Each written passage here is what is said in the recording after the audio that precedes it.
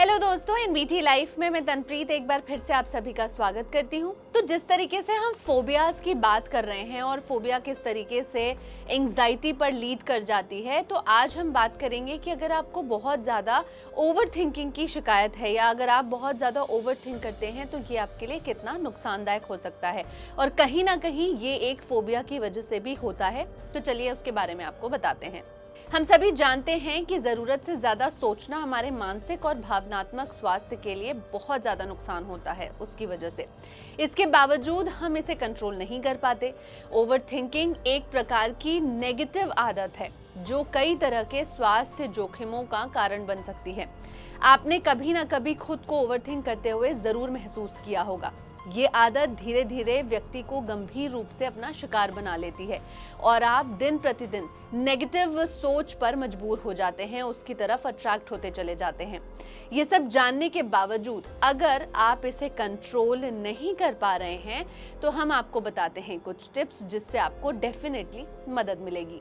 यदि हम अपना ध्यान फिजूल की बातों को सोचने की जगह किसी तरह की प्रोडक्टिव चीज़ों को सोचने में लगाएं तो ये आपके लिए फ़ायदेमंद हो सकता है। इससे आप फोबिया का भी शिकार नहीं होंगे। लेकिन एक ओवर थिंकर नेगेटिव विचारों के प्रति ज़्यादा अट्रैक्ट होता है, जिसके कारण आमतौर पर उसे डिप्रेशन या फिर एंग्जाइटी या स्ट्रेस जैसी समस्याएं भी देखने को मिल सकती है और मिलती ही है। लेकिन आपको बताएंगे हम ओवर थिंकर्स के लिए जो लक्षण आप नज़र आते हैं किस टाइप के होते हैं, कैसे पहचाने कि ये ओवर थिंकर्स के लक्षण हैं और कहीं ये फोबिया में तब्दील तो नहीं हो रहे। तो सबसे पहले निर्णय लेने में जो व्यक्ति है उसको बहुत ज़्यादा प्रॉब्लम्स आती हैं। फिर इसके बाद बहुत ज़्यादा गुस्सा या बहुत ज़्यादा स्ट्रेस में वो व्यक्ति रहता है या फिर दूसरों के जो पर्सपेक्टिव होते हैं उसको समझने की कोशिश ही नहीं कर पाता या फिर बार बार जो थॉट्स हैं उनको वही थॉट्स दोहराते रहते हैं, स्पेशली पास्ट की चीज़ों को लेकर के। और जो एक फोकस होता है किसी काम को लेकर उसमें उनको एक साइड एक जगह फोकस करने पे बहुत ज़्यादा कठिनाई होती है। तो ये सारे लक्षण अगर आप में खुद में आप अपने आप में देखते हैं या किसी और में देखते हैं तो डेफिनेटली ये ओवर थिंकर हैं और ओवर थिंकिंग के शिकार है और कहीं ना कहीं उस सिचुएशन से बाहर आने का उन्हें डर है, फोबिया है। लेकिन अब ओवर थिंकिंग से आपको बचना ज़रूरी है, तो कैसे बचा जाए? तो सबसे पहले खुद को आप डिस्ट्रैक्ट करने की कोशिश करें। यदि आप ओवर थिंकिंग करते हैं तो अपने जो पसंदीदा आपको काम है उसमें आप अपने आप को इन्वॉल्व करें, जिससे आपके जो नेगेटिव थॉट्स हैं उससे आप अपने आप को डिस्ट्रैक्ट कर सकें। आप चाहें तो किचन में कोई नई रेसिपी ट्राई कर सकते हैं, इसके साथ ही आप वर्कआउट क्लास ट्राई कर सकते हैं या फिर पेंटिंग, ऐसी कुछ भी आर्ट एंड क्राफ्ट कर सकते हैं। सेकेंड, गहरी सांस लें। लंबी लंबी गहरी सांस लेना बहुत ज़रूरी है। ओवरथिंकिंग मेंटली और शारीरिक दोनों ही रूप से आपको परेशान कर सकती है।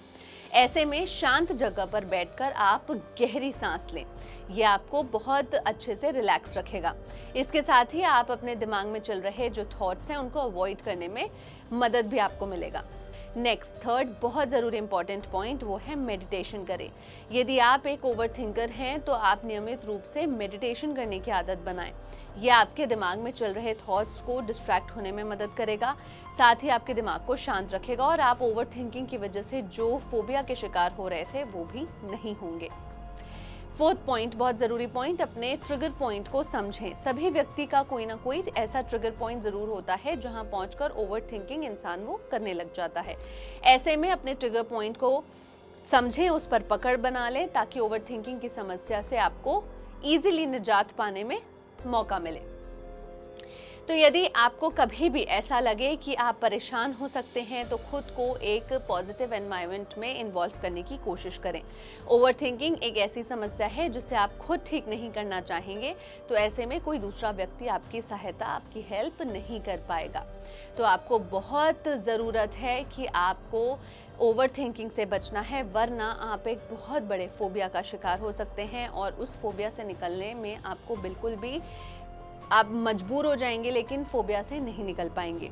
तो दोस्तों, ओवरथिंकिंग किस तरीके से फोबिया में तब्दील हो जाती है और ओवरथिंकिंग कितनी बुरी चीज़ है, इस पर ज़रूर गौर कीजिए। बहुत ही सिंपल शब्दों में मैंने इस वीडियो में बताने की कोशिश की। तो इस वीडियो को लाइक, शेयर, सब्सक्राइब ज़रूर करें और मैं फिर हाजिर होंगी एक नए फोबिया के वीडियो के साथ। तब तक मुझे इजाज़त दें।